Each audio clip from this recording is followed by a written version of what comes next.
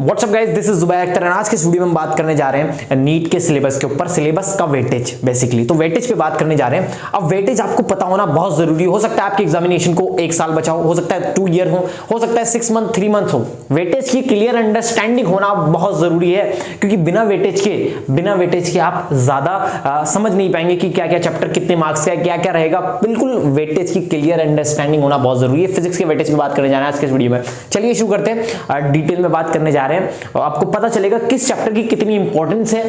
बहुत जरूरी है, अगर हम कहीं बाहर निकलते हैं जहां का हमें रास्ता नहीं पता तो मैप होना बहुत जरूरी है ना। उसी तरीके से अगर हम अपने एग्जामिनेशन की तैयारी कर रहे हैं तो उसका सिलेबस के साथ वेटेज पता होना बहुत जरूरी है, तभी हम उसमें अच्छा परफॉर्मेंस दे पाएंगे अपना। ठीक है, तो चलिए शुरू करते हैं। मैंने आपको दिखाने लग रहा हूँ वेटेज, है ना, स्क्रीन पे। तो चलिए शुरू करते हैं। उससे पहले मैं आपको बता दूं, अगर अभी तक चैनल को सब्सक्राइब नहीं किया है तो चैनल को जाके सब्सक्राइब मार सकते हैं। काफी मैंने कंटेंट इसमें डाल दिया है, आपसे आपका जो बहुत हो सकता है आपके काम का हो कंटेंट, जाके चेक भी करें, थोड़ा सा टाइम निकाल के चैनल को सब्सक्राइब करें। चलिए शुरू करते हैं। तो सबसे पहले आप देखिए, आपको दिख रहा होगा स्क्रीन पे सबसे पहले हम बात करने जा रहे हैं। आपको स्क्रीन पे दिख रहा होगा, सबसे पहले हम बात करने जा रहे हैं पहले टॉपिक की। क्लास 11 से शुरू करते हैं, फिजिकल वर्ल्ड एंड मेजरमेंट। तो फिजिकल वर्ल्ड एंड मेजरमेंट में 2 चैप्टर्स आते हैं। फिजिकल वर्ल्ड और मेजरमेंट में यहाँ पर 2 चैप्टर आ रहे होते हैं। आप देख सकते हैं 2 चैप्टर। पहला चैप्टर है फिजिकल वर्ल्ड। अब फिजिकल वर्ल्ड में आपको करना क्या होता है? फिजिकल वर्ल्ड में आपको कुछ नहीं करना। फिजिकल वर्ल्ड में आपको एनसीईआरटी रीड मान लेना। पहला चैप्टर है, जहां से क्वेश्चन कभी कभार आ जाता है, सालों में 5-10 साल में एक बार कुछ छोटा सा चीज पूछ ली तो उसको एक बार एक एनसीईआरटी को रीडिंग मान लेना है, थ्रू आउट रीडिंग कर लेना। 1 से 2 घंटे में रीड हो जाएगा, बल्कि कम टाइम में कर लोगे आप लोग बहुत तेज कर लोगे। ठीक है, आगे बढ़ते हैं। इसमें सेकंड चैप्टर आता है यूनिट एंड डायमेंशन। कौन सा चैप्टर आता है? Unit and dimension. Unit and dimension आप जान रहे हैं, यूनिट एंड डायमेंशन जो है यहाँ पर ये बड़ा ही छोटा चैप्टर है, 5 से 6 घंटे में तैयार हो जाता है। हर ईयर एवरी ईयर यहां से क्वेश्चन आ रहा है, तो बड़ा ही इंपॉर्टेंट है। मैं आपसे बोलूंगा इसको जरूर प्रिपेयर करें। और यहां पर एक क्वेश्चन आपको देखने को मिल रहा होगा 2021 में, यहां से 2 क्वेश्चंस भी आए हैं। तो ये दोनों चैप्टर मिला के आप देख सकते हैं, ये दोनों चैप्टर मिला के आपका 2% ये आपका एग्जामिनेशन में आ रहा होता है, 2%। ठीक है, ज्यादा वेटेज नहीं है बट इंपॉर्टेंट है। इसमें से यूनिट एंड मेजरमेंट इंपॉर्टेंट है। ठीक है, आगे बढ़ते हैं हम। तो काइनेमेटिक्स देखते हैं। काइनेमेटिक्स जो है 3% होती है अपने एग्जामिनेशन में। काइनेमेटिक्स 3%। तो काइनेमेटिक्स 3% में क्या क्या होता है आपको दिखा देते हैं। तो सबसे पहले यहां पर देखिए, मोशन इन स्ट्रेट लाइन होता है जिसको हम मोशन इन 1D भी बोलते हैं। सेकंड चैप्टर इसमें होता है मोशन इन प्लेन जिसको हम मोशन इन 2D भी बोलते हैं। ये दोनों चैप्टर मिला के 3% होता है आपका काइनेमेटिक्स, इसे बोला जाता है, आपको पता होगा। आगे बढ़ते हैं laws of motion, Newton laws of motion भी से बोलते हैं, एनएलएम के नाम से भी इन्हें जाना जाता है। 3% आपके सिलेबस में है।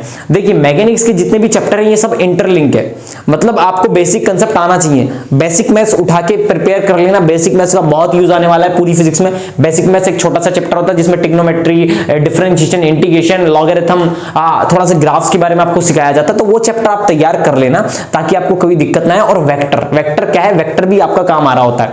तो वेक्टर और बेसिक मैथ जैसे चैप्टर आप कर लेना ताकि आपको कोई दिक्कत आगे ना आए। ठीक है, एनएलएम में काइनेमेटिक्स का भी कंसेप्ट लग रहा होता है। ठीक है, इसके बाद आगे बढ़ते हैं। देखिए आपको दिखेगा वर्क, एनर्जी एंड पावर।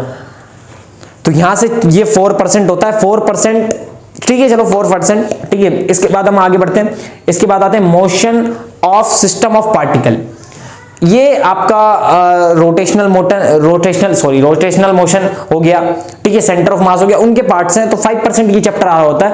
और आपको देख सकते हो इसमें एक ही चैप्टर है बेसिकली, है ना। तो ये रोटेशनल मोशन इसे बोला जाता है, रोटेशनल मोशन के नाम से आप जाना जाता है ये चैप्टर, जो चैप्टर 7 है, जो motion of system of particle है, इसको आप किस नाम से जानते हैं? इसको आप रोटेशनल मोशन के नाम से जान रहे होते हैं। ठीक है, आगे बढ़ते हैं। आता है ग्रेविटेशनल 2% आपका और होता है ग्रेविटेशनल। तो ज्यादा टफ चैप्टर नहीं है, आसान चैप्टर है ग्रेविटेशनल। तो आप इसको कर सकते हैं, लास्ट मोमेंट पे जो कर रहे हैं वो कर सकते हैं प्रिपेयर। और इससे मिलता जुलता इलेक्ट्रोस्टैटिक है, तो आप ग्रेविटेशनल कर लेते हैं तो आपको इलेक्ट्रोस्टैटिक का भी बेसिक आइडिया हो जाता है। वहां पर थोड़ा सा मिलता जुलता है एक तरीके से। ठीक है, तो आप अब देख सकते हो यहाँ पर अपना bulk, property of bulk matter जो है 3% आपका आ रहा है। 3% में 3 चैप्टर है, एक चैप्टर का वेटेज नहीं है, 3% 3 चैप्टर्स का वेटेज है।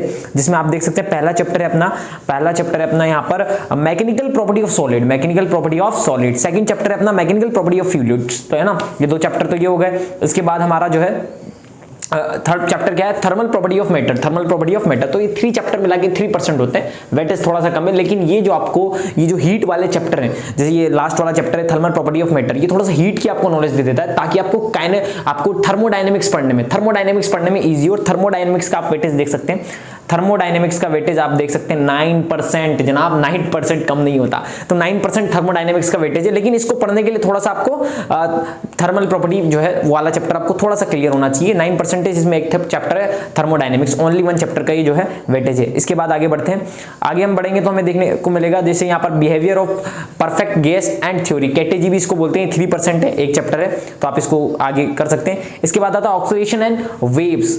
ऑक्सीडेशन जो है यहाँ पर अपना इसको SHM के नाम से भी जाना जाता है, SHM के नाम से। तो ये अपना 3% होते हैं दोनों चैप्टर मिला के। तो क्लास 11 का सिलेबस जो है वो एंड हो जाता है। क्लास 12 का सिलेबस, उसका वेटेज भी देखते हैं। तो सबसे पहला चैप्टर क्लास 12 का आता है इलेक्ट्रोस्टैटिक। इलेक्ट्रोस्टैटिक 9% है, 9% इलेक्ट्रोस्टैटिक है, 9%। इलेक्ट्रोस्टैटिक में 2 चैप्टर्स होते हैं। जो इलेक्ट्रोस्टैटिक पढ़ चुके हैं उनको पता होगा, जिन्होंने नहीं पढ़ा वो देख लो।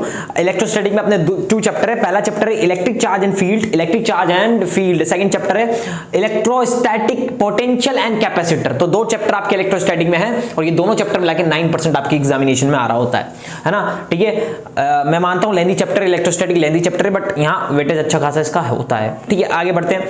आगे जब हम बढ़ेंगे तो हमें पता चलेगा करंट इलेक्ट्रिसिटी सेकंड चैप्टर होता है, 8% होता है। देखो एक ही चैप्टर है ओनली, और मैं इसको हाँ किरदार देना चाहूंगा, इसको मैं एक वैल्यू देना चाहूंगा इस चैप्टर को। ये इंपॉर्टेंट चैप्टर है, ज्यादा बड़ा नहीं है, लेकिन 8% है, मतलब लगभग इसका वेटेज जो है इसके अपने इलेक्ट्रोस्टैटिक से बराबर है, लेकिन इलेक्ट्रोस्टैटिक से छोटा चैप्टर है। तो बड़ा लास्ट मोमेंट पे बड़ा इंपॉर्टेंट चैप्टर है, इसको कर सकते हो आप। ठीक है, इसके बाद अपना आ जाता है magnetic effect of current and magnetism, magnetic effect of current and magnetism. 5% में भी 2 चैप्टर है, दोनों चैप्टर के नाम मैं आपको बता देता हूं। पहला चैप्टर आपका आ जाता है इसमें moving charge and magnetism, second chapter यहां पर आ जाता है मैग्नेटिज्म एंड मैटर्स। तो ये 2 चैप्टर मिला के 5% आपका आ रहा होता है। ठीक है, ज्यादा नहीं है लेकिन ठीक ठाक है फिर भी। इसके बाद अपन आता है electromagnetic induction and alternate current. ये छोटे चैप्टर है, मतलब कंपैरिजन में छोटे चैप्टर है, लेकिन दोनों 8% है। तो ये भी बड़ा इंपॉर्टेंट है। ठीक है, यहां पर आप देख सकते हैं 2 चैप्टर इसमें, इलेक्ट्रोमैग्नेटिक इंडक्शन, सेकंड यहां पर आपका है अल्टरनेटिंग करंट। दोनों मिला के आपका जो है यहां पर आ जाता है 8%। ठीक है, आगे बढ़ते हैं ऑप्टिक्स 10% है। ऑप्टिक्स बड़ा चैप्टर है, 1 मंथ की क्लासेस चलती हैं कोटा में, 1 से 30 to 40 क्लासेस की लगती हैं कोटा में। 2 चैप्टर होते हैं ऑप्टिक्स में, पहला होता है रे ऑप्टिक्स, सेकंड होता है वेब ऑप्टिक्स। ठीक है, ये 2 चैप्टर होते हैं, 10% आपका आ रहा होता है। इसके बाद शुरू हो जाती है मॉडर्न फिजिक्स। मैं हमेशा बोलता हूं मॉडर्न फिजिक्स स्कोरिंग है, छोटी है लेकिन बहुत अच्छा खासा इसका वेटेज है। तो मॉडर्न फिजिक्स का पहला चैप्टर है अपना dual nature of matter and radiation. ठीक है, तो ये आपका 6% है, पहला चैप्टर मॉडर्न फिजिक्स का 6% है।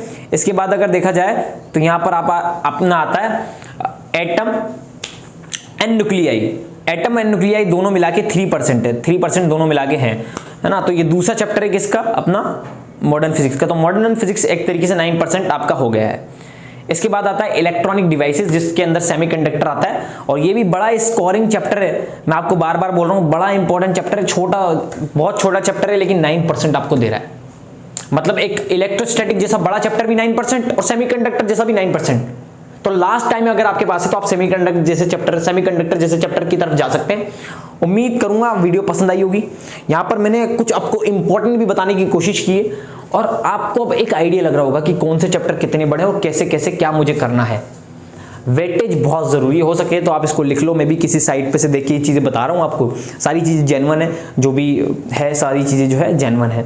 तो चलिए एंड करते हैं इस वीडियो को, मिलेंगे एक और नई फ्रेश वीडियो के साथ। तब तक के लिए अगर चैनल को सब्सक्राइब नहीं किया तो चैनल को सब्सक्राइब मार दो।